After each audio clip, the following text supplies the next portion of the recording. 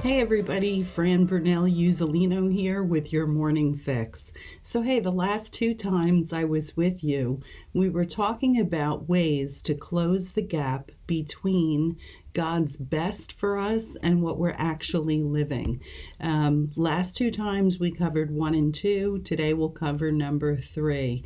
But just in review, so the first thing we talked about was the fact that we have to change our mind and our speech about what is possible. We have to align both of those things with what God says about us. Amen. The second thing was to understand that closing that gap is a process and it doesn't happen overnight. We live in an instant world where we want everything and we want it when we want it. But fortunately, God, in His mercy, does not give us everything that we say that we want immediately, because He understands that we have to grow and become people of substance and character that can handle the blessing that we're asking for, right? So today I want to talk about the third way that we can close the gap between God's best for our lives, God's best plan for our lives, and what we're actually living. And that is to look at trials differently than we do, and to change our attitude about them. So check out, I want to read to you from the book of James, chapter 1, verses 2 through 4. My brethren, count it all joy when you fall into various trials, knowing that the testing of your faith produces patience. But let patience have its perfect work, that you may be perfect and complete, lacking nothing. We all want the perfect and the complete part, but sometimes we don't want the patience part, right? I also want to just share with you from John chapter 15, verses 1 and 2. I am the true vine, and my Father is the vine dresser.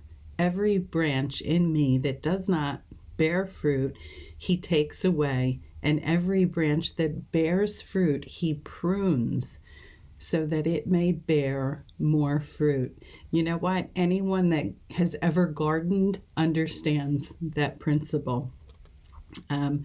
Sometimes it's not the trial that's the problem. It's our attitude about the trial.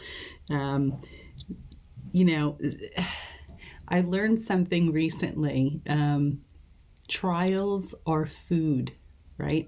So going back to the story of Moses in the wilderness, and he's sending out spies into the promised land. He sent out 12. 10 of them came back and said, the land is really great, but there's giants there and we are like grasshoppers in their sight. 2 of them, Joshua and Caleb, came back singing a different tune. Listen to what they said. I find this fascinating. So this is from Numbers chapter 14 and verse 9.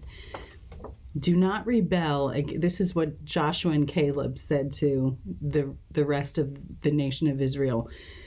Do not rebel against the Lord, nor fear the people of the land, for they are our bread.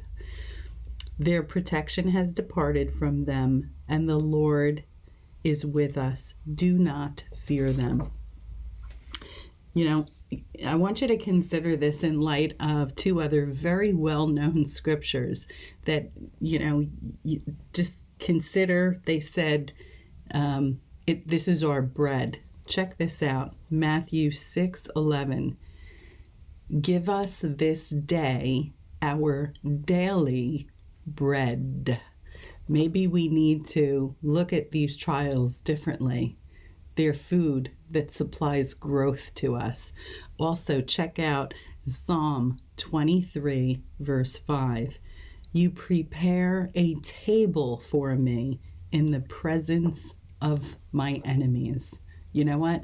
Here's the bottom line, guys. Trials are food that help us grow.